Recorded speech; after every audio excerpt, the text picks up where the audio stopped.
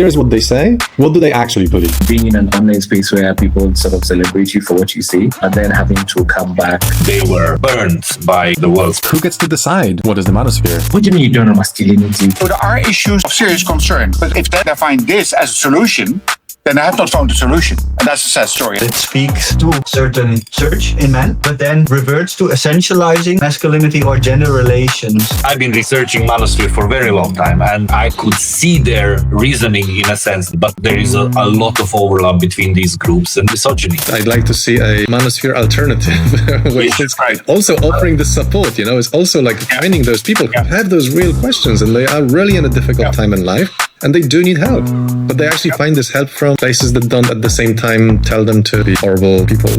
Welcome once again to Discussing Men. It's a reading group for all who want to expand their knowledge and expertise about men and masculinities and just stay on top of the most recent developments in the field and the research. In today's session, we are reading a recent report by OfCom. So that is the British watchdog agency that is in charge of making sure that the media in Britain are fair and taking care of the quality of the media in general. And they have recently published a report in June on experiences of engaging with the manosphere. And in the report, they're exploring how men come to engage with the manosphere, the role it plays in their lives, and how it shapes their views and behavior. So the report is based on 39 interviews, 38 of which are with men, and one is with a woman. And on the basis of this, they're basically doing this qualitative research in which they are exploring how those people of very different ages as well, I think it's 16 to 60 or something like this, how they engage with the manosphere, what they're looking for in there, how do they understand it, how critically do they approach it, and so forth. And the report is full of quotes from what those people have said. So kind of giving us a window into what they think. Now, this report has also come under quite some scrutiny. Oh, welcome, Hessel. Thanks for joining us again. Hi. So the report has come under some scrutiny, and there's been a open letter that has been sent to the to OfCom by a feminist organization called what are they called? I don't remember right now. FINIA, that's it, right. And they have basically criticized the report, and there's been some more criticism that has appeared in the press. So we will also tackle the questions that have come up in this criticism. I was just really curious what all of you have also thought about this whole thing. So right now, I'm going to start the counter and give us a little time for the intro. Just wanted to invite all of you maybe to just say a couple of words about who you are, where you're coming from, and maybe we all know each other in here, but for the sake of the recording, maybe it would be nice just a little sentence of where you're coming from to this. So I'm Simon Vogt. I'm a philosopher. I'm in charge of a NGO called Pathforge, where we try to find positive narratives to inspire men and boys to thrive in a fair and equal world. And I sit on the steering committee of Men Engage Europe, together with Alex, who is my co-host for this series of reading groups. So I will pass it on to you, Alex. Thank you. And anybody who's first joined or who is watching us, I'm Alex. I'm co-founder and chairperson of a small NGO from Malta. The NGO is called Men Against Violence, and our primary concern is engaging men and boys in, gender equality, prevention of violence, and any topic related to that. I also sit as Simon on the board of Men Engage Europe, and I'll pass it on to Jan. I'm Jan, I live in the Netherlands, and I'm a father and a grandfather. Both very important issues for me, and I'm an activist and a consultant in the field of gender justice and sustainable development. Environment and climate comes very big in that one as well. And I was in the first stage that we had a steering committee rather than a board of Men Engage Europe. I was on that board, on that steering committee at the very start, until we changed into a board elections. Before that, we did not have elections. Too few people to elect from. Hassel. Nice, thank you. My name is Hessel. I'm also from the Netherlands, and I work for Emancipator, the Dutch NGO that works on transforming masculinity norms. I think that's it for now. Fantastic. Well, thank you very much for joining us today. And like I mentioned, the report that we're reading is OfCom's report on experiences of engaging with the Manosphere. Now, I wanted to kick off the discussion with a question that kind of follows from one of the things that the report has found itself. And that's a question about kind of what is the Manosphere. It sounded like the people who have been interviewed in the report very much disagreed about what is the Manosphere. Not only this, but they have all, many of them have reportedly said that they perceive the mainstream view of what the Manosphere is as wrong. Or like the mainstream views, the Manosphere is something different than what it actually really is, according to them. And that, according to them, some people or some creators or influencers, other people get lumped with the Manosphere, even though they have little connection with it. There seemed to have been little agreement about what it is. So what is the Manosphere? And maybe who gets to decide what is the Manosphere as well? And I think what is really interesting in that as well is maybe like what kind of term is the Manosphere? Is it a descriptive term? Does it describe something? Or is it more of a evaluative term? It says that it's like good or bad. And maybe on the back of that, do you also think that there is such a thing as good or benign part of the Manosphere? So that's kind of a bunch of questions. I'm curious, like, what is in the report itself? Like I mentioned, there's quite a lot of confusion among the respondents of what it is, and I was wondering if first we could kind of like zone in of, do we actually know what it is? I think it's it's something that you know it when you see it. I don't know how to explain it, but I mean, I've been researching Manosphere for a very long time, and how shall I say? It's for me. I could see their reasoning in a sense that obviously they did not. I think that's something that everybody they know that there is a bad vibe around Manosphere, and they do not want to be associated with more unsavory part of it.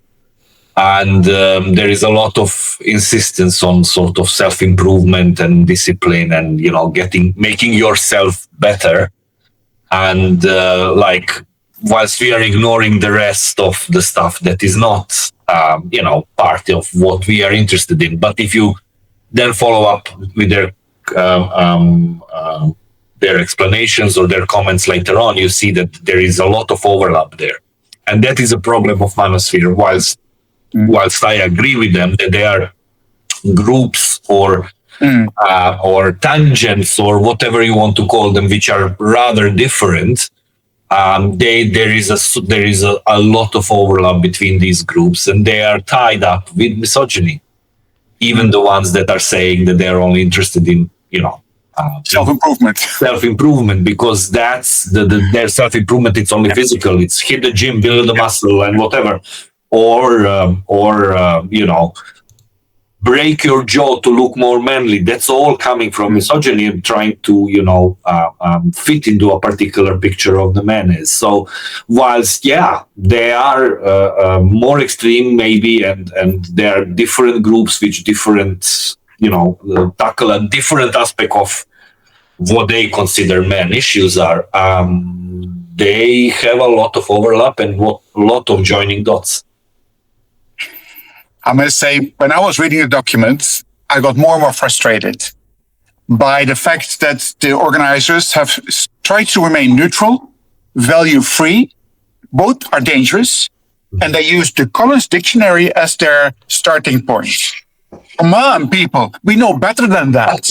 And if you have a report full of quotes of different people in different contexts, in different backgrounds, without even making an analysis of the quotes from the perspective of analyzing. It's just quotes stacked on top of each other and drawing a conclusion, not from this organization, not from the researchers, but from these people. So the researchers have not actually attended or perhaps intended, I don't know, but not been effective in even making their own analysis of what the manosphere is.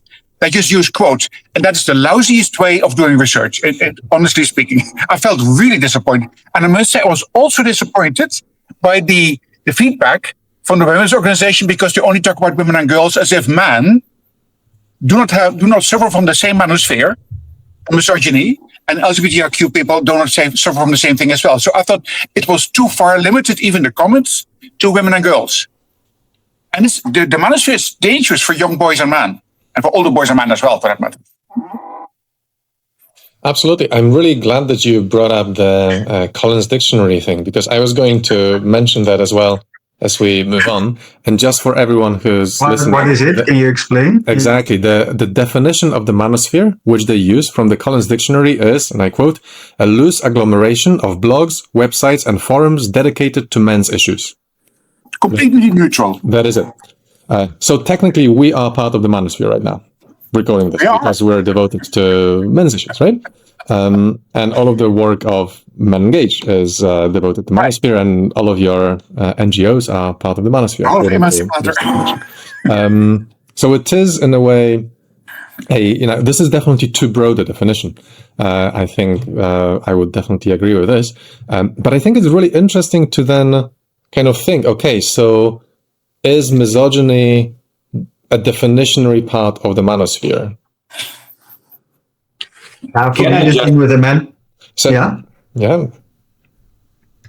Yeah, that the manosphere is so porous, and maybe 5 years ago it was more easy to delineate it from mainstream society. But for me, the most important part is that it speaks to certain surge in men, but then reverts to essentializing some aspect of masculinity or gender relations. And in that, it almost always falls back on whether you want to call it traditional or harmful or misogynistic or patriarchal norms. And it's extremely rare that they question what it is to be a man in itself. And that's a sad thing, that all these boys come with human questions from the perspective of boys and men, but then are not answered in a way which gives them broad options. It's a funnel. And then, like Alex said, almost always it leads to misogyny, because it falls back on certain patterns which have this inequality in them. So, and for me, talking about the manosphere, that's the last thing. It's becoming more and more complicated and less useful for me to talk only about that group without also mentioning that all boys and men now face a barrage of content which is spilled over from the manosphere. So this, of course, they mention all these communities, and they're often like more extreme communities, more committed, but all young men get like this essentializing, build muscles, etc. in their content feed. So I think also in that sense, this analysis, as Jan said, is completely missing from this work. It was absolutely. I'm going to refer to some of the stuff that Jan said. It was absolutely uncritical approach. There was no the words were taken at face value. There was no probing it. There was no like some sort of debunking, at least in the reports, afterwards, or some, I don't know what maybe that was their target, or that's what they wanted to get. But because this we had a partially, and going back to what Jan said, that there was no in the criticism by women organization, there was no mentioning of men, which sort of I understand. I mean, we are not going to expect women to do this job for us, kind of stand up for men. They have enough on the plate standing up for women,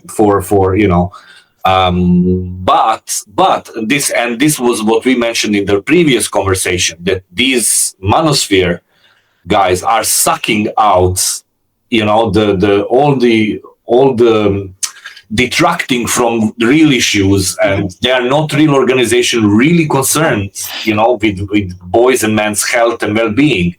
And whilst they're, representing themselves to be so, and actually they are actually making things worse, way, way, way worse. Because if this needed some sort of reaction and somebody to stand for boys and men, like more or less what I think many organizations in Men Engage are doing, because they have understanding of what is, sort of happening to men and boys. And these guys are just making it worse. Yeah, what I found very confusing when reading all these quotes stacked on top of each other, and then suddenly it was the end while of the research. I was like, whoa, I think I'm missing like the conclusions or something. And then it reference list. It was like, Yeah. Reference of the stuff you read or before or because there was no criticism, so it wasn't engaging, so there was no reference list, and no. I took one thing that I quoted actually here to just because one of the things that they referred to is the male circumcision, and I've been discussing that quite a bit in the US because my son lives there, and the question was when he was having a son, would he be wanting his son to be circumcised, and he decided no. And that was a discussion. Now, what they make a mistake here is that they equate male circumcision with female circumcision. One is cutting away pleasure. The other one was originally intended to be for hygiene reasons. Yeah. And nothing else. It's among the Jews and the Muslims. And it has been taken to Australia and to the US to a great extent.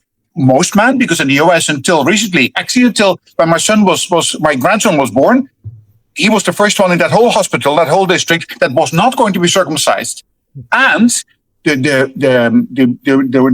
person in charge of helping the mother to lactate properly, she said, I'm so happy not doing it because we have evidence that male circumcision delays the ability of the boy child to actually start taking the milk because he's traumatized. Yeah. So that's a trauma issue. That is not taking away the sexual pleasure, which the female circumcision cutting is all about. So even that, they have not given an analysis of why. I mean, you can say both is mutilation. Absolutely agree. But one is for a completely different purpose than the other. Yeah. Why not indicate that? I mean, to me, I find it upset. Because I think they just mentioned something like, the person who said that didn't try to equate them, and then they gave a quote which kind of almost equates them. I found this really interesting, and on one hand, I can see this kind of okay, we're just reporting on the things those guys have said, and here's a stack of quotes, and I don't know, we don't need to. I don't know if it's some sort of critical approach is needed, I think, and I can understand that sometimes you don't want to create a report saying what other people think, and then, okay, now children, and now here's the moral of the story. Let's talk about how, you can you can present something for people to kind of make their own opinions on the basis of. But I don't think this was really well done in the case of this, and I was really worried about a quote from the author of this report, which was mentioned, that actually wasn't in the report, it was in the Guardian interview. In which the author, Damon de Jonno, says, our research suggests society has overestimated the risk of the manosphere to women. It's not zero risk, but most of it doesn't have the power to radicalize people who are pretty discriminating and value-driven. So he's kind of treating them at face value as actually being as discriminating and value-driven as they say they are. Right. But are they actually? Obviously, anyone can say, hey, I'm very discriminating and value-driven. And when I was reading this, I was quite shocked at some point because, so here is actual quotes from the whole thing, right? So the report says, many of the participants expressed a strong commitment to equal treatment and fairness. They showed particular sensitivity to situations they perceived as unjust or discriminatory. This extended to issues specifically concerning men. And then there is a quote from one of those participants who says something like, and it's like the women in my nana's era. She just wanted to make my granddad happy. She just wanted to put food on the table. She just wanted to make sure that when he went out, he came back home with some dough. just living that, an equal lifestyle. And you go like, well, clearly he has absolutely no understanding of what equality is, right? No. And he is like, yeah, he might be expressing a strong commitment to equal treatment and fairness, but he's got no understanding of what that actually means, right? So then kind of taking them at face value, and this is something that the Filia criticism was based on, right? So they write, the report seems to take participants' words at face value without examining whether their actual behavior online aligns with those claims.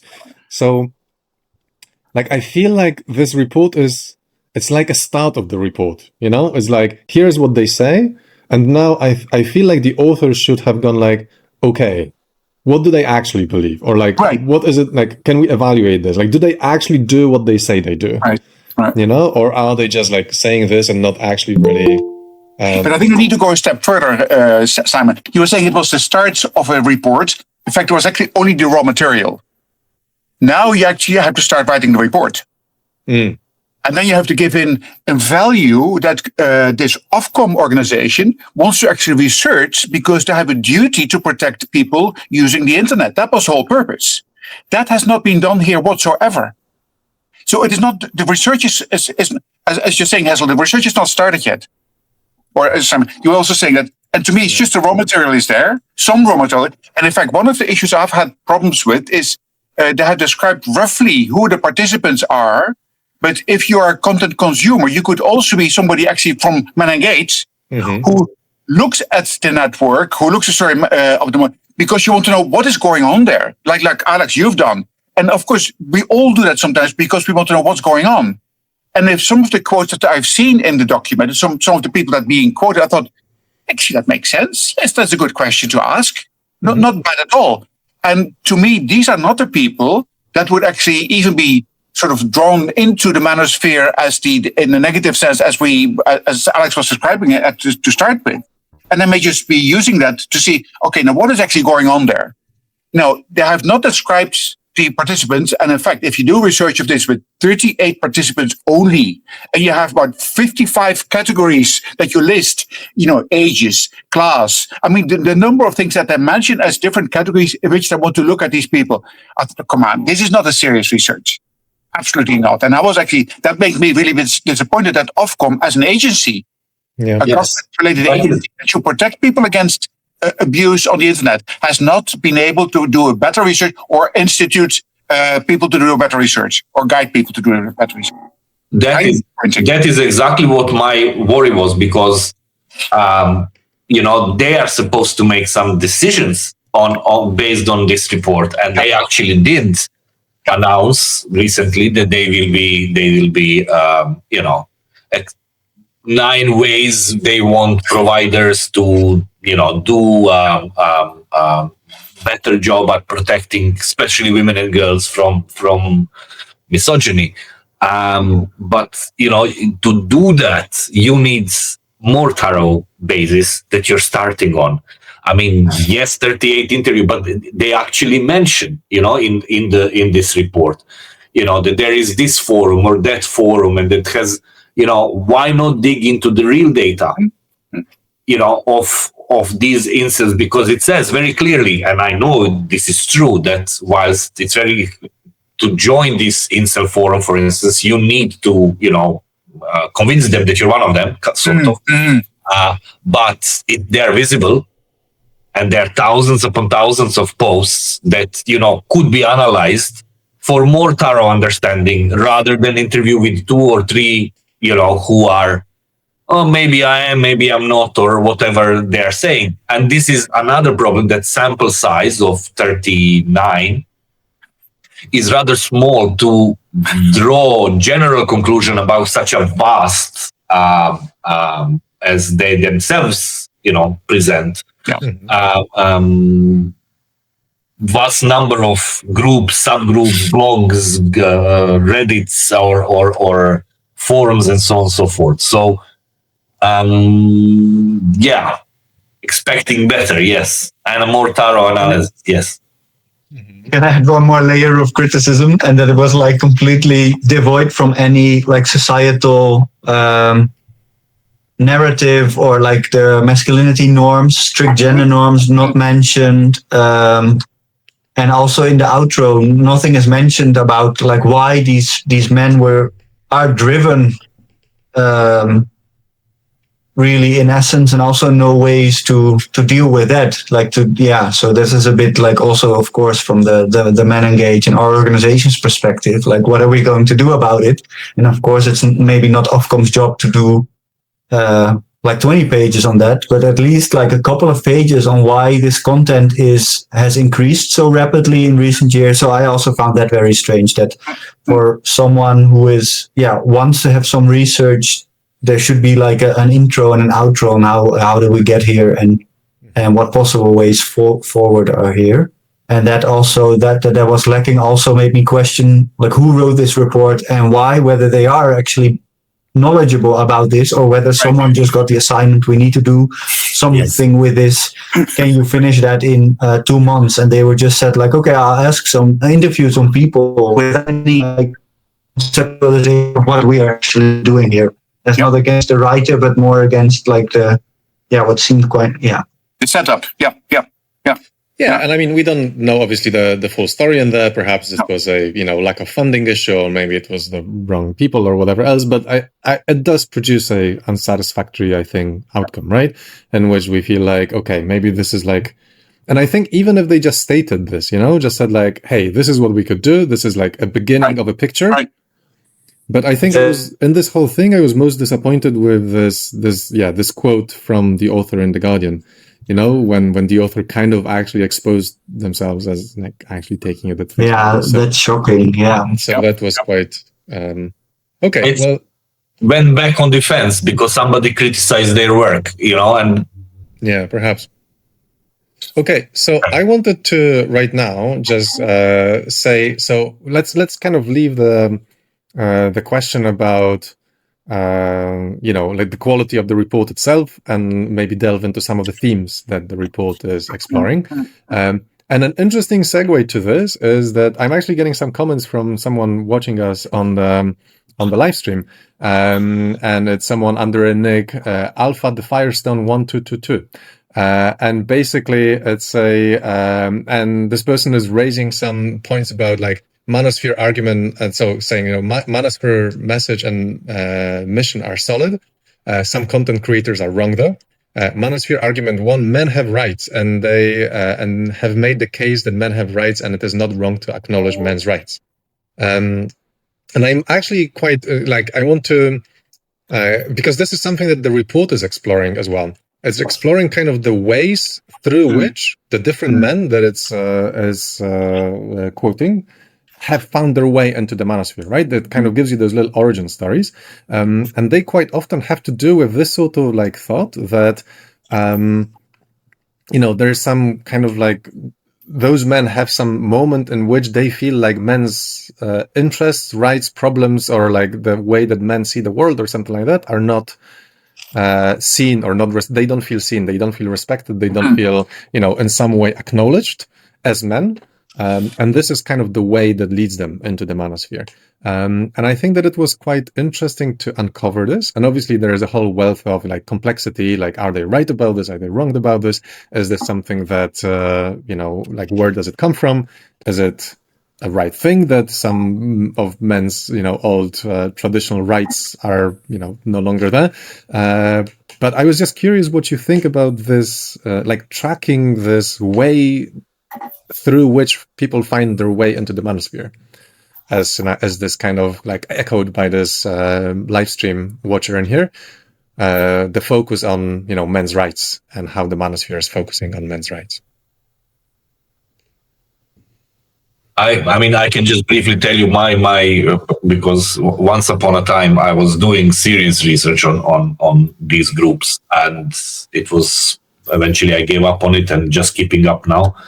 But the stories of this is why I say maybe it's important, this distinction in certain ways.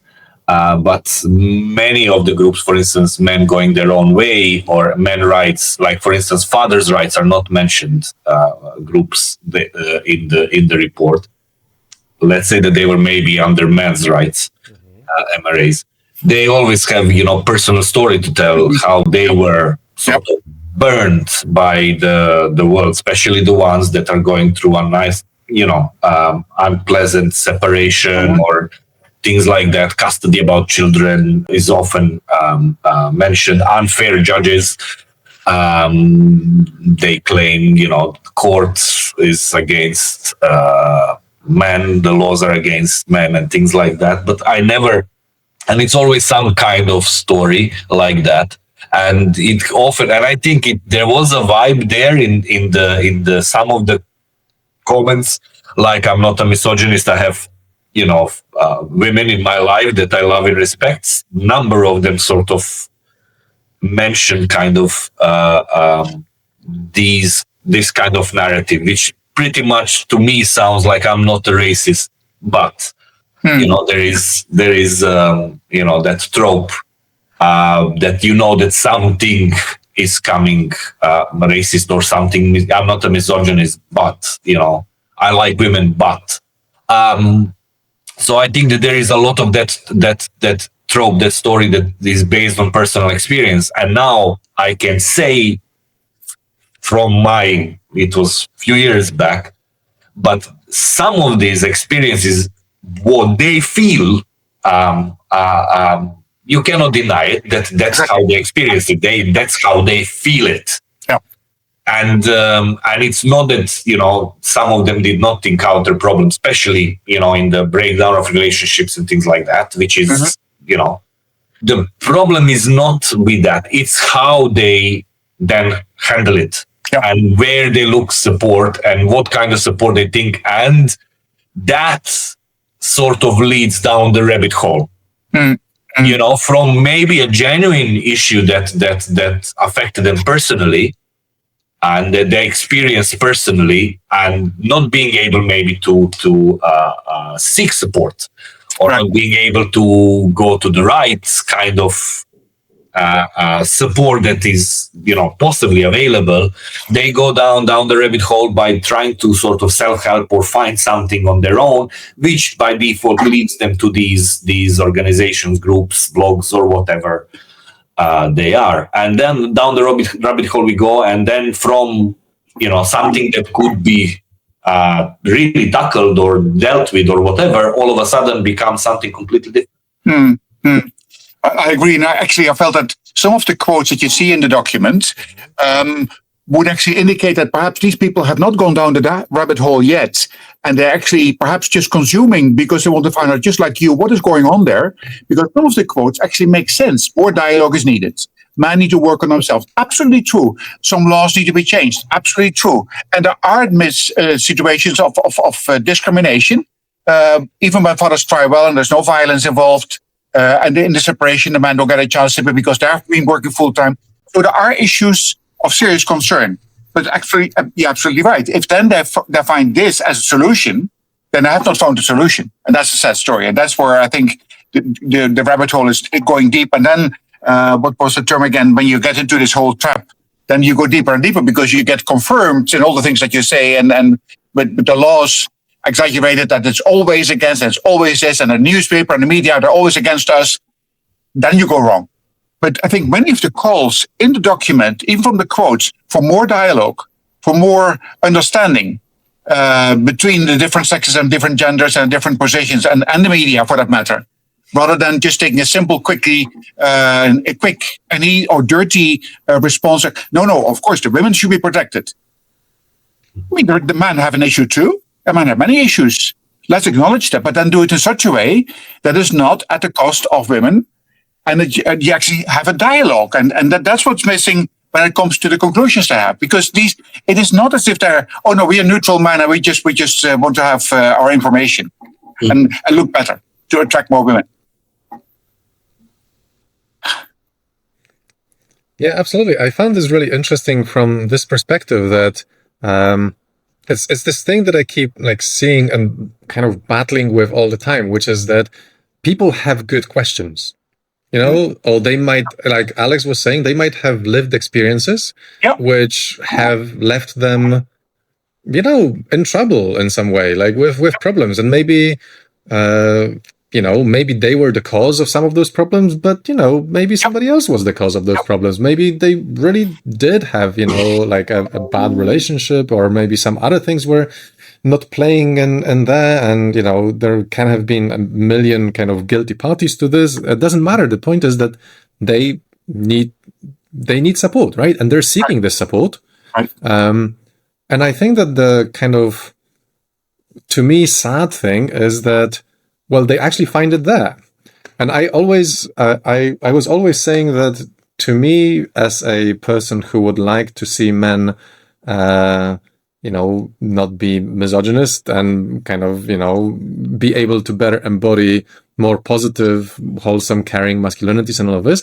To me, the question is not so much why do they find the support somewhere else and those misogynistic space? The question is, why don't they find it? Right. And the more kind of supportive, positive, masculinity spaces.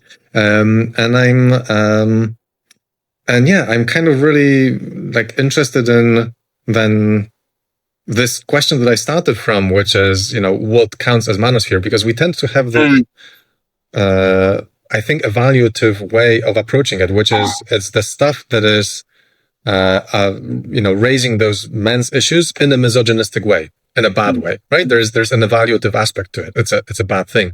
But then, there is also content that is raising men's issues in potentially a good way, right? I mean, I would like to think that what we're recording right now is this kind of content. And then, I don't know, maybe it's just wishful thinking. I'd like to see a Manosphere alternative, which is also offering the support, it's also like finding those people who have those real questions and they are really in a difficult time in life and they do need help. But they actually find this help from, places that don't at the same time tell them to, be, horrible people in other ways. And I was, actually, no, I will leave it there. But this is exactly the thing. I mean, women's rights, women's movement, support that women offer to each other, protects, safe houses, phone lines, they didn't come overnight. No. The women, literally talking 1800, so we are talking, 200 plus years ago, they started, trying to work out who they are, what's their role in the society, demand the rights and fight for the rights, emancipation, and all of these things. So over these last 200 plus years, women have been working on it. Mm-hmm. They've been working on it. They're organized. They have systems in place. They have knowledge base. They have knowledge base on what does it mean to be a woman in every respect. Academic history. I mean, feminism is basically the story of lived experiences of women. That's where it's coming from. Now, with men, in these particular terms, women have a head start. That they worked hard on, and they are still working on. And I think that, again, I'm going back to, this manosphere, which basically resists change. There has to be women as women change. There was a transformation and work that was put in is bringing, them to stand up for their rights, for equality, and so on and so forth. Whilst for men, most of the time, they were resisting these changes. Right. Rather than sitting down and, okay, this is happening. How can we change? Because this is changing and we want to stay the same. And these guys in the Manosphere is actually, they're hammering on that. Not only the let's stay the same and do the same stuff and be the same strong, stoic leader, provider, whatever, emotionally non-available whilst, calling themselves really rational and so on and so forth. Whilst there is a serious need to, let's work on it. Yeah, actually, the most of even the masculinity research and what have you started from the feminists themselves. Right. Yeah, but if they can't do it for us. If men are lonely, why didn't they get together? But no, they don't, because the only emotional valve that they are taught to have is their partner. There's no. I mean, there's so many things that men could do. Or what they do now, what they do in a chapter on religion, they actually start using religion as a confirmation of the tradition. Yeah. Because they don't want, they go to the religion, and what I find is a confirmation of patriarchy. Nothing less, nothing more. So, in fact, the whole issue of, if we realize women have moved forward and men have stood still, they got stagnant, and they actually then go into the manosphere, to me, actually, it was quite new to see religion taken as part of the manosphere. I didn't think that was sort of a thing. But anyway, that's what this report was doing. It brought it in. But what you find in that approach of the religion is actually confirmation of patriarchal notions and gender division of labor. And nothing else. With a few people criticizing that. But all the same, let's confirm what is there and not ourselves. No, let's quote from some higher powers. And I found that very dangerous. But tell me, Alex, is that something you've actually earlier seen in the manosphere? Because to me, religion and manosphere are not, to me, you can equate them in terms of patriarchy, but that was not the way I've seen most so far the different communities in the manosphere. There have been, they because it's coming from religion, and or this kind of perspectives align. Okay. So there are people who are religious, the something keepers. I forgot the old keepers, not old keepers. I forgot keepers. Yeah, and these were very very traditional, strict gender divisions, but coming from a very religious beliefs from their faith. Mm-hmm. Yeah, I think in the report itself, it came up at some point when there are some people criticizing Jordan Peterson for being too religious, for example, right? Or things like this. So I think that, the manosphere is quite heterogeneous when it comes to this. I imagine there will be... Yes, or when they say that they listen to Tate because, he promotes family values. Yeah, because of Islam. That's what he quotes. That's what he says. How is he promoting what kind of family values? Really? Well, with the man of dominance, with the man as the dominant person, that's what he clearly shows. I really liked what you were saying earlier, Alex, about this, like a characteristic, maybe like a, I don't know if defining, but definitely a characteristic, feature of the manosphere being this kind of everybody needs to change except me, And you know what it reminds me of? It reminds me of people who go to therapy or go to couples therapy, and they go with this mindset of like, hey, therapist, tell me how my spouse is wrong about everything, and tell me, tell us how I'm right and they're wrong. Yeah. And it's this very, confirmation. Yeah. Confirmation of what you already know. Yeah.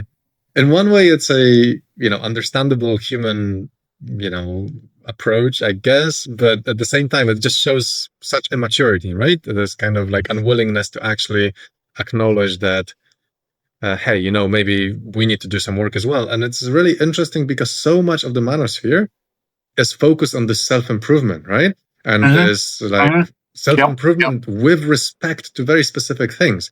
But I get this impression, and I don't know exactly, but I get this impression that it's this kind of, well, it's not really easy self-improvement. A lot of it is still, difficult things to do, but it doesn't touch this like improvement of the deep values, or the improvement content that is actually improving your, personality changes, worldview changes. And there's no self-challenging. There's no self-questioning. That is perfection.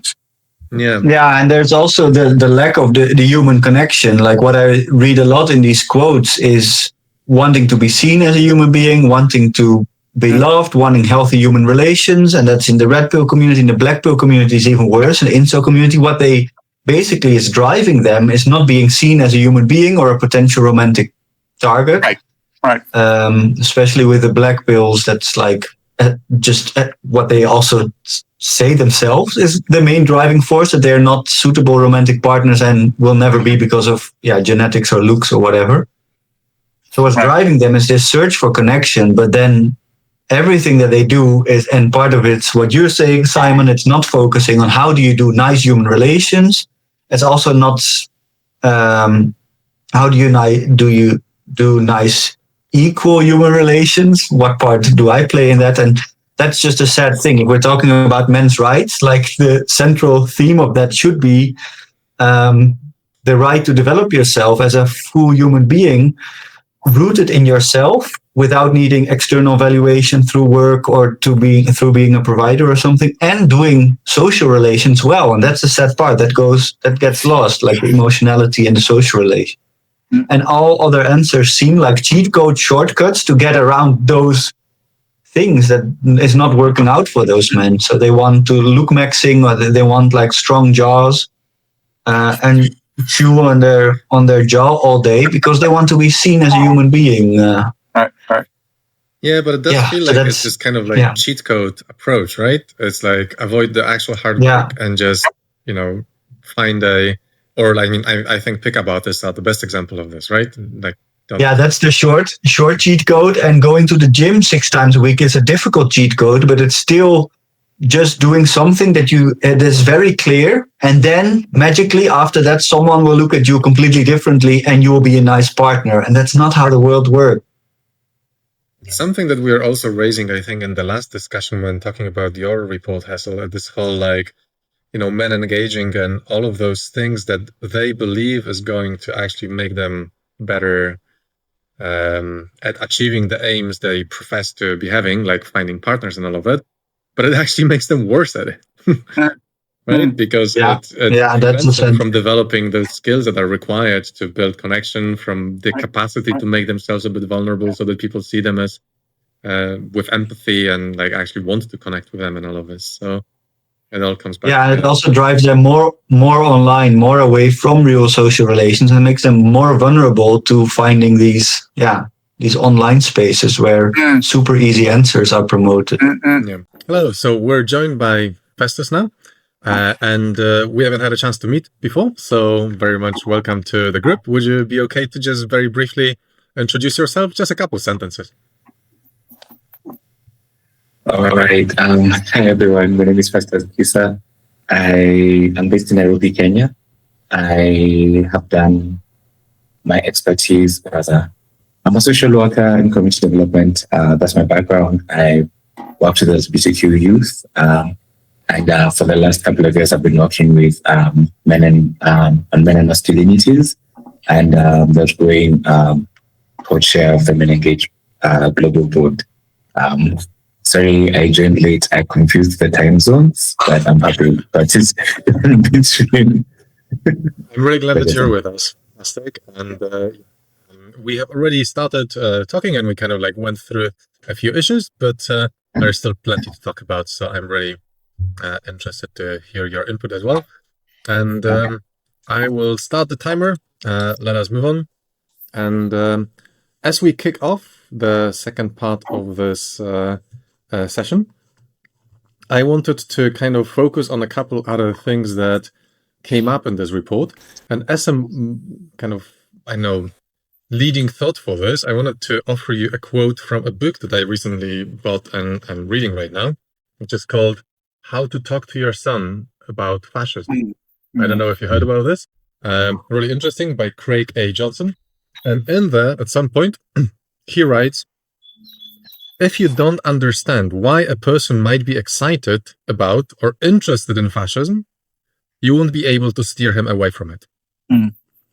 And I think this is a really interesting realization, kind of point, which might, I think, be kind of like a saving grace for this report, in my view, which is it gives us a little bit of a window into, those, like, how do those people think, and, what interests them in the Manosphere. And it might help us understand, what is it that actually draws them to it? What do they find attractive in it? Because this might allow us to, better understand how to potentially steer them away from it as well. So this is kind of the thought that I, thought could be like leading this next question to the discussion, which is about what the report uncovers related to what the men quoted in there find appealing in the Manosphere. Like what draws them to it and why? And what are they seeking? We already spoke a little bit about this. So like Alex mentioned, they're kind of seeking answers and perhaps some support. But they seek it there. They don't seek it somewhere else, right? So what is it that draws them to it? And maybe understanding that better will help us also react to it. And one step further, what did they finally get out of it? Because what Alex was saying, they're looking. You said it too, Summer. They're looking for something. Mm-hmm. You could also say the same people that were interviewed now. What did they find there? Did they actually get answers to their questions? Because they have many questions, and they went down the rabbit hole, and some just stayed on the surface. But they had questions. Did they get answers to their questions? And if not, then what would they need? Mm-hmm. So what were they looking for? No. What did I understand, but also what did I find, or what did I not find, for that matter? Mm-hmm. I think that there is and I think I'm getting a little bit of a vibe of that from some of the answers, that they already had, some of them had already preconceived ideas of, what they had in mind, and they just found the confirmation. Right? Which was very appealing, and what have you. I think that's number one. And number two, I think the ones that, let's say, genuinely were searching for answers of some kind, I think that the answers they got are easy to digest. We mentioned that, I think even in our previous conversation, that, introspection, looking inwards, analyzing and changing behavior is much harder than actually, getting a confirmation of, I'm a victim. I just can't, this is something done to me. I did nothing wrong. I can just stay as I am. I need to stay as I am, and maybe do more of what I am or how I was, like better, in a better way, like go to hit the gym and as if, you can, I think I mentioned that you cannot bench press yourself out of depression or suicidal thoughts, or you can't. No. You cannot discipline yourself, out of mental health problems or maybe even some structural issues that are affecting you, So I think in terms of seek, what in many cases they seek confirmation. And even if they're genuine, often, and this is where the risk is that they go down the rabbit hole and they get more than what they bargain for, especially when it's, when they become part of the in-group and in-group talk, in-group think, it becomes much harder to, get out. Mm-hmm. Yeah, I have a talking group outside of Emancipator, just as activist talking group for men to transform masculinity. And recently we asked, just before the session started, like, who of us, and we're now like age 25 to 40, and there were 12 people present, and we asked, like, who of you Googled, because we were a bit older, so there was not this social media funnel, but who Googled like how to date people, or how to flirt with a girl or something. So everyone raised their hands, and then we asked, like, okay, and then who of you did a follow-up step? So bought this book. I don't remember what it's called. It was very popular around 2007, like a pickup artist. Yeah, The Game, but it was still relatively mild to what's out there now. And then there were two people who went down this funnel, but this was, like, in hindsight, all just high school boys who never talked about it with other boys. And of course, talking about dating with girls is also limited. Like in heterosexual things, you can talk about a lot of things with women, female friends, romantic partners, but some stuff is very specific or even shameful to ask questions about. So now we were all the men reflecting on this, like, shit, we all had this starting point. Half of us went in a weird direction, and two of us who were now saying that they're progressive people got sucked into it in a mild variety, because this whole framework afterwards that funnels you did not exist yet. Mm-hmm. But to me, it was very, very, it says so much about the modern world. Like the boys still have the same questions. The boys still don't talk with other boys about it. Yeah. But now there's this whole world that's ready to suck them in. And And this is maybe let's Professor's just joined us as well. And right. Yes. Is there anything you'd like You've to read the add? paper, right? Festus, you've read the paper? Yes, but not it's entirely. So I skimmed through the part, but I think my comment on why people go to the online spaces, I think it's and I think someone quoted this in one of the pages that I read around being able to say whatever you want without thinking of the consequences, because it's like in online spaces there's freedom to say whatever you want because there's freedom of speech and you're sort of protected. But like if you said something, if they spoke up and used maybe the language that they used in social situations, people would either label them people would see them as problematic, and they'll not be. So I think the anonymity, not really that. I don't know whether it's the anonymity or the fact that it's very easy to get away with whatever. You don't have to follow certain societal conducts or certain ways of behaving or communication when you're there, when you're online. And the other thing, and which I've alluded to earlier, is just when you have a group of people who have the same mindset as you, it's very hard to challenge each other. And I think it's also how boys are raised, especially if I would give the example of Kenya, and maybe speaking about Africa. Many men and boys are not socialized to like argue or respectfully bring about our points. So we don't interrogate as much as maybe other people.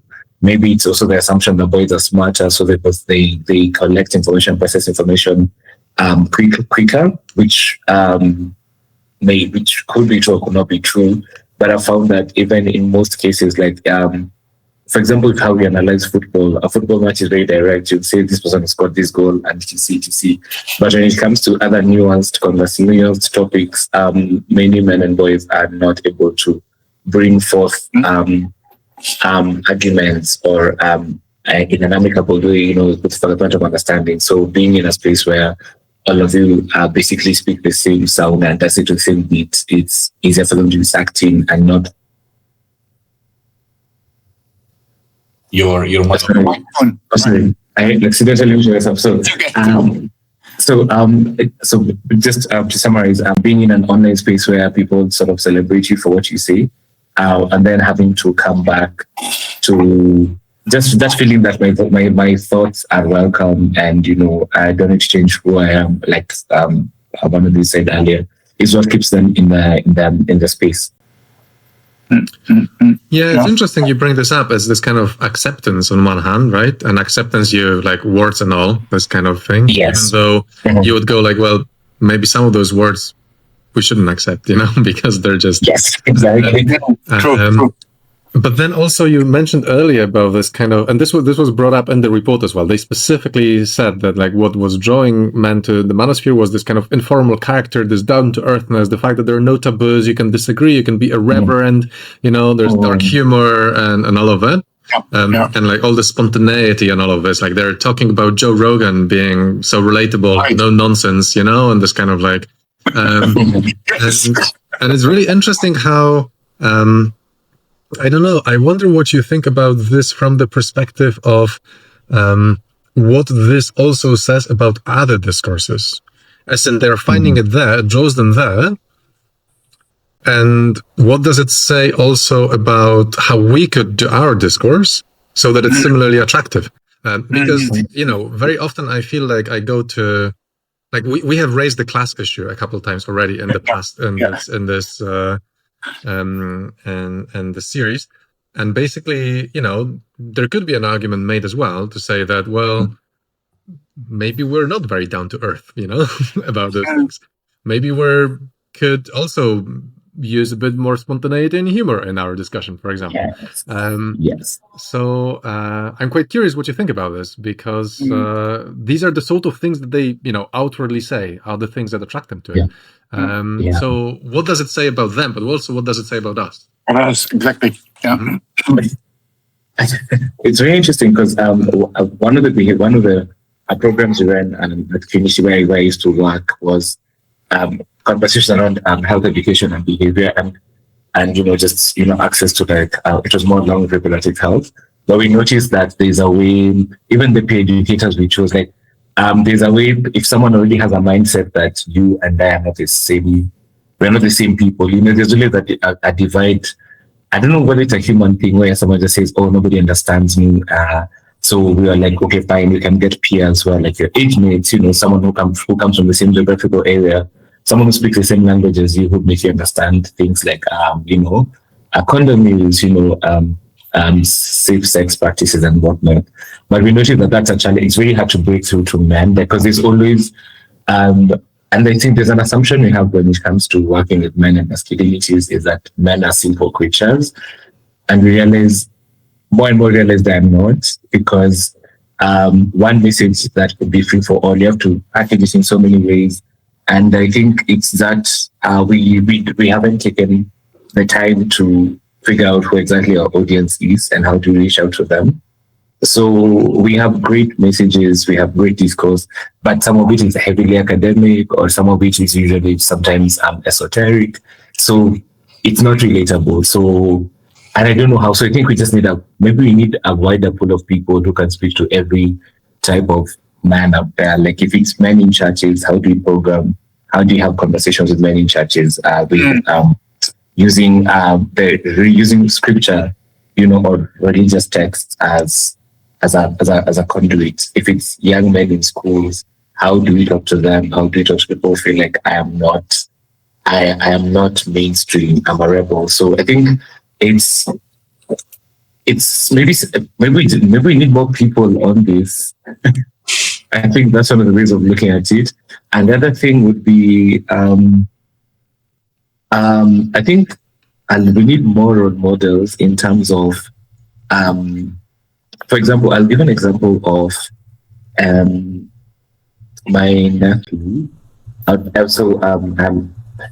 don't think, sometimes I think I'm a role model for my nephew, but I think his father comes higher because, I feel like there's a way sons model after their father. So if your father is the type who does not listen or does not take in information easily, then the way you're brought up is not, you're not going to take up much more information. You're not going to easily take up information or be more trusting. So I don't know how we can start with these messages from the house or from the neighborhood. Like, do you have that cool uncle who has facts, or do you have that cool teacher in school who has? I don't know how that happens, because even the message, I don't know. People say maybe that's what the anti-rights, anti-gender have succeeded in packaging the message for the people, and the message is usually very simple. I don't know how that. I don't know how we can make our message simple enough for people. Yeah, but it's exactly. I mean, this. But isn't this what sort of men engage the idea is all about? Exactly. The going back to a little bit how the very idea of coming up with narratives, which we know that the feminism, you have to deconstruct the social structure and to break it down, and it takes time to explain, and it's complicated, and who's going to listen to that? So what Simon and Jan mostly, and Carolina was it? Carolina going on coming up with these more positive narratives that can sort of be used because we are sort of the at disadvantage at simplicity of messages that are coming from Manosphere on certain issue to men. But for me, why mentioning like listening to the what's his name, the podcaster, they were saying, he's Joe Rogan. He's Joe Rogan. Yeah, that's right. He has variety of guests, but then all the guests they mention, in terms of as a giving example, he got I don't know, a wrestler, and he got a fighter, and he got they didn't mention he got I don't know, a woman or a feminist professor or something. All the ones they mentioned were men, and in a very, very manly sort of jobs, which and this is where you see that there is this mistrust of women, or misogyny, if you want to call it, like we mentioned a little bit about these pickup artists and these guys who are coaching them how to, be better in relationship with women. They're all men. Mm. I mean, who's going to tell you what women want better than a woman? Right. Mm. But they are not seeking women coaches who will, show them the side that they don't know. They trust men because believe, this man has experience, he knows how to do it, and he's going to pass on the knowledge to me. Mm. And this, again, apart from being completely wrong and loop-sided, this is when men engage, or this kind of conversation, and how do we enter these places, and how do we spread our narratives? This is something that we have to wrestle with and do a better job than what we are doing. Yeah. So if I wanted to kind of also discuss circle it back to what we were saying at the beginning about the report being a bit uncritical about all of those answers that people are providing, and wanted to mention it's like a very, commonly recognized phenomenon in psychology, which is the intention behavior gap, which is basically the gap between what people say they want and what they're looking for, and what it is that they actually want and what they're looking for, right? And you can see it most obviously when you're getting your end of year Spotify report on what it is that your favorite music is. And, you have those great ideas that your favorite music is all this ambitious stuff and all of that. And it actually turns out that, what you actually mostly listen to is not that stuff at all, right? It's something else. And it is quite common that people who, profess to have, certain needs or ideas, or think that one thing is what they're looking for. Actually, what they're looking for might be something else, right? And I think it's a fair question to ask in here, and it's a shame that the authors did not ask it, which is to ask, well, those guys are saying that this is what they're looking for in the Manosphere. What are they actually looking for in the Manosphere? And you're already bringing it up a little bit. When, for example, the report is quoting the most popular self-improvement people, so the people who are not about any kind of talk about gender or anything else, right? It's about your personal self-improvement, but they're bringing up David Goggins or Jordan Peterson, and you go like, well, it just you say you're going there for self-improvement, you say you're going there because you want to, I don't know, improve your, be more stoic or be more, I don't know, whatever else it is that you say that might seem like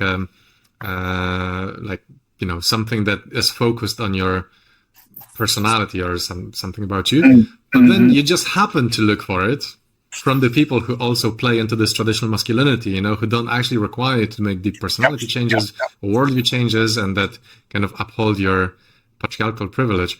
And this is something that I thought the Philia response brought up as well, where they say something like, and it's a quote, suggesting that many men involved in the Manosphere are simply value-driven, overlooks the growing body of evidence showing that these values frequently include entitlement, hostility, and dominance over women.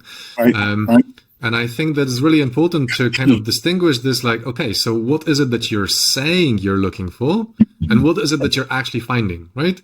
What is it that, like, if you, what you're really looking for is, content that helps you improve your, your capacity to deal with stress at work, or, other things that are like, serious problems, and people could be looking for this, or, your ability to really show up as a father or whatever else.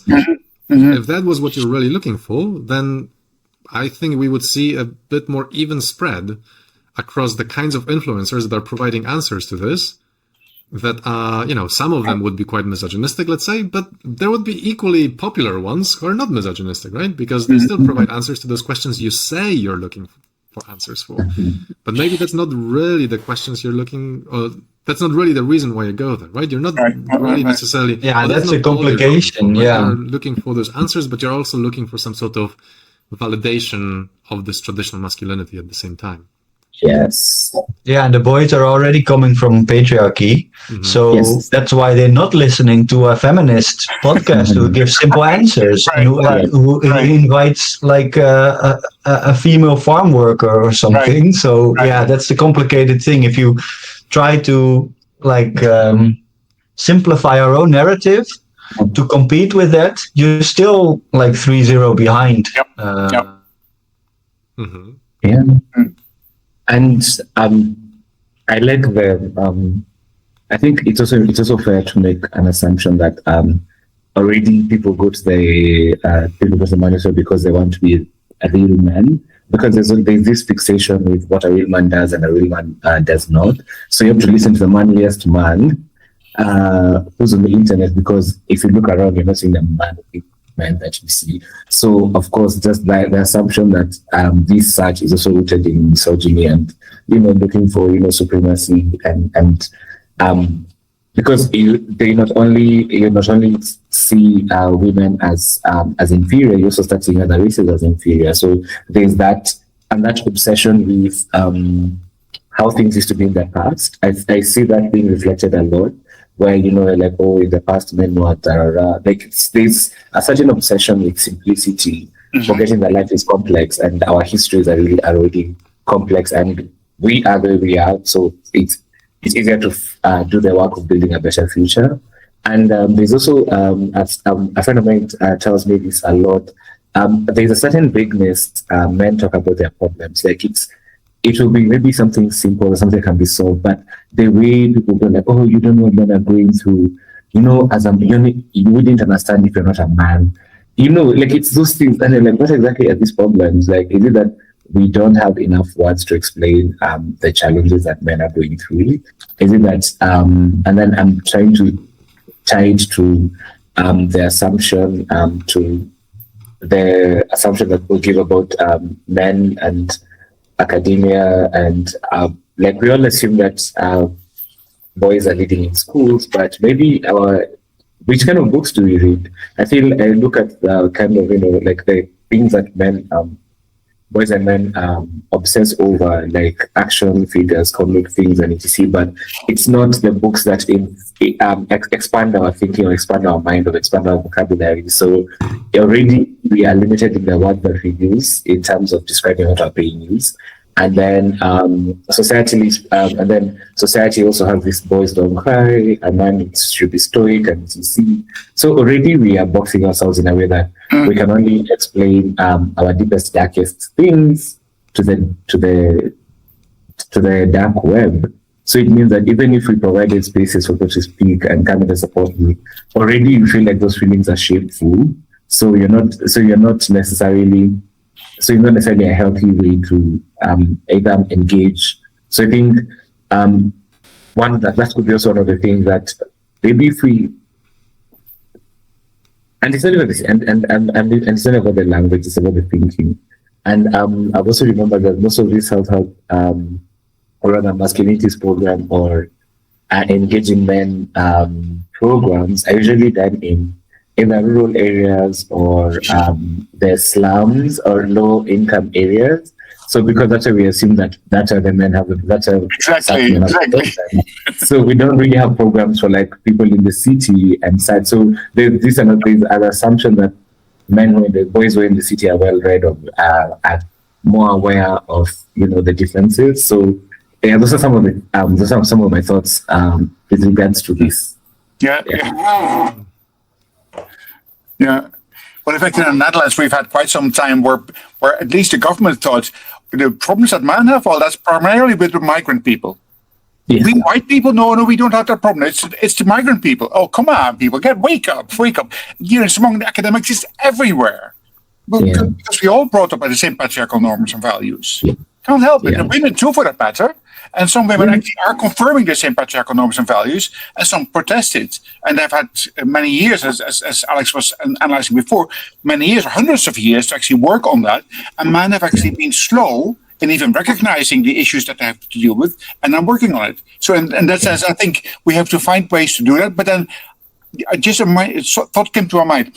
If we are saying that people find it easier in the anonymous sphere of the internet to share their views, and sometimes very bad views, but also very open views, because at least they can share their views. Yeah.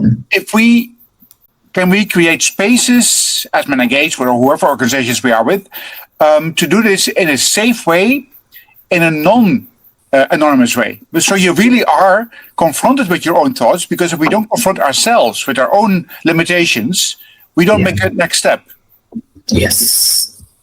And I'm just wondering how at Man Engage we can do that in such a way that we don't just give in easily to, let's do it anonymous. Because that's what people feel attracted to in the Manosphere. It's all, and not just Manosphere, but all things on all the different social media that can attack their classmates in school, secondary school, without anyone knowing it. And yet these people get bullied and yet have to go for psychiatric treatment simply because we can't handle it. Can we find different ways? I mean, that's really the question. Mm-hmm. So this, go on, please. Mm-hmm. No, I'm just piggybacking what you've said. I think the challenge with our species is we expect a certain performance. So there's a certain, even with the rules we have, like, yes, it's come as you are, but not really as you are, because for someone, and those spaces tell you come as you are with your crazy words, with your mindset, because I feel like, and that's why people perform. Someone will look like they're progressive, they're not one of those men, and we always talk about these other men, like they're not in our midst, it's always those men in the Manosphere, but you're assuming that because everyone could have those mindsets, anyone could have those ideas, but then because we don't provide a space for people to question, to interrogate. So maybe create a more open space for questioning and interrogation without judgment. Because I know normally, like, for example, if you don't know feminism, like, what do you mean you don't know feminism when you're in this space? There's always an attitude we have. What do you mean you don't know masculinity? So how do you have a more open so people can discuss questions, right? Yeah. I would add without judgment, but moderated in moderated, yes. Still has to be safe. Because without judgment, it could go very deep and badly.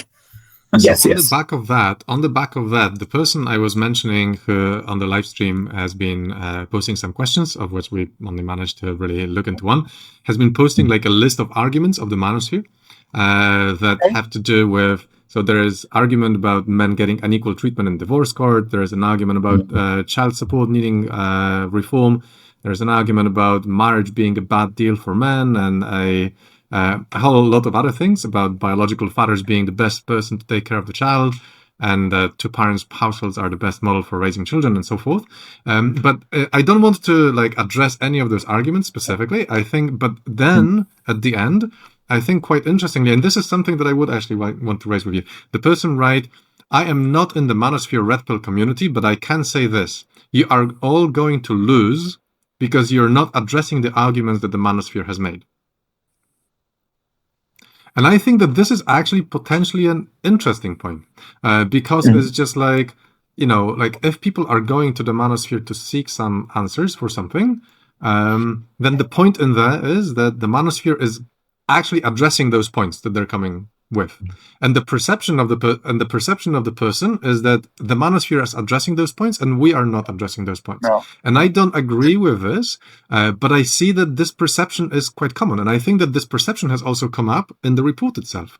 And I'm curious, what do you think about this perception? And maybe if you could help us kind of clarify why this perception is, what's potentially misguided about this, and what is it that, why do people feel like the Manosphere is addressing those arguments or those points, and we are not addressing those points, and that if we are not going to address those points, then we're going to lose, right? There's a sentiment behind this whole. Alex, I don't know where to start. Speak your mind. I don't know where to start. I mean, the very thing that he's thinking in terms of winning and losing. Mm-hmm. This is the first thing. I mean, he did one sex, one gender has to win. It's not like that. Nope. It's that's telling you about the mentality, that mentality or the kind of thinking that the Manosphere expresses in terms of winning and losing, which is, these are the problems that are affect. Some of these problems are problems that affect, all genders, and can affect anyone. But they're specifically the first thing, the judges are not fair in custody cases and give custody to mothers.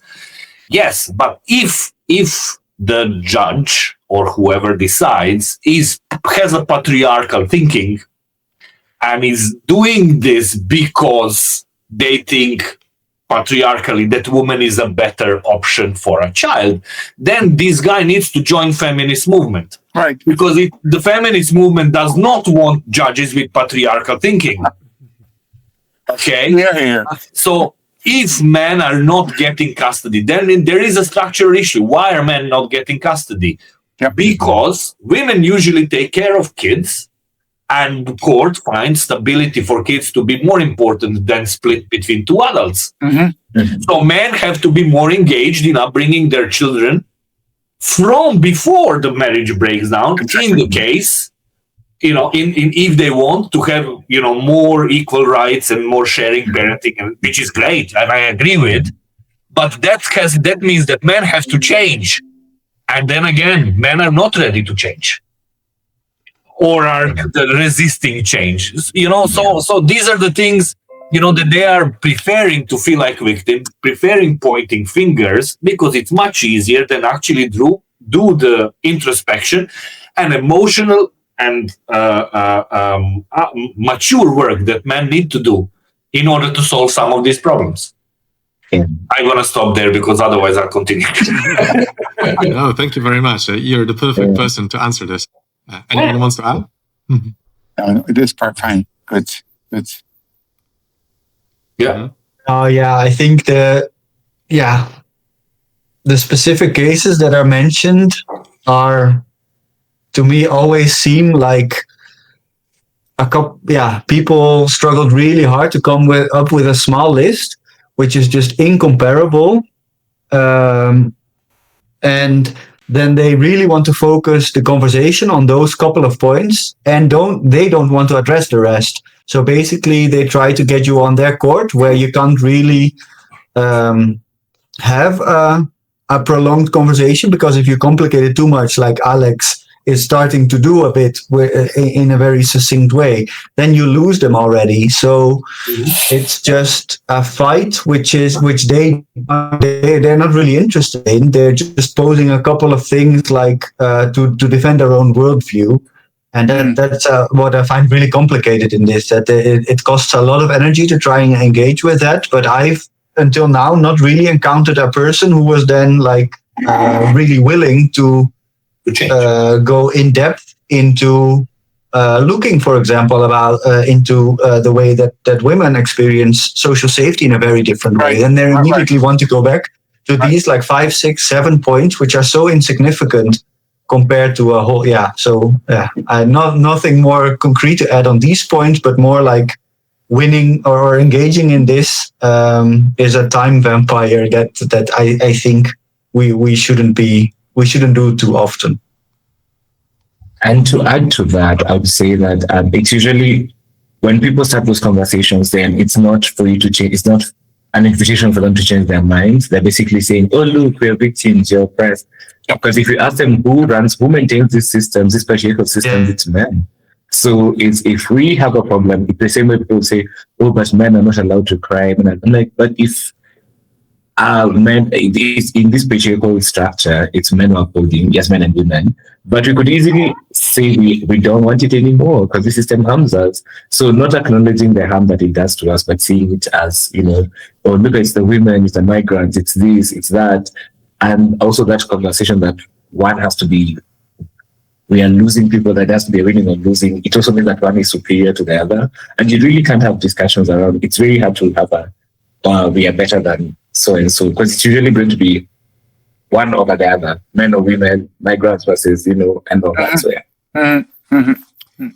Yeah, absolutely. I'm really glad that you brought this up as well. Fantastic. And I think that, it's I also don't want to leave this with this kind of impression that the problems that men have, even though overall in scale they might be hard to compare with the difficulties that women are still facing, that is not also to say that they're insignificant and that we shouldn't actually pay any attention to them. Serious. They can still be important problems and they deserve attention and all of this. but we cannot be in a situation in which we should only focus on them and we're stealing the attention from everything else. I guess not. Yeah, and also not only these couple of problems that men have. We should then talk about all problems that men have, like male loneliness caused by men not talking to each other. But then also they don't want to talk about that as a systemic issue. Right. So yeah, Right. just to add a little bit to you, like I care about men deeply, but then I also want to talk about caring for men and not just how some men are not taken seriously in court as a caring. And the statistics that get typically brought up about, like, I know 85% of victims of violence are men. And you go like, well, yeah, 95% of the perpetrators of this violence are men. So, Exactly. Let's talk about that as well. Yeah. But anyway, okay. I think it's so I'm sorry to add people are not forming communities around addressing this problem. So it's usually a finger pointing. But then, for example, is there a movement that supports men to get custody of children? Because that would be something they're interested in. Is there like a support group or a care system for men, organizing themselves the same way women have done around it? So yes, men, there are issues the problems that men have, but we cannot only bring up our issues when it's only being talked about, when other issues come up, like, gender equality and whatnot. So I think just forming communities around these issues is very important. I just like Anne-Hazel said. Absolutely. Yeah. Thanks very much. I think we'll need to close in here. We're out of time.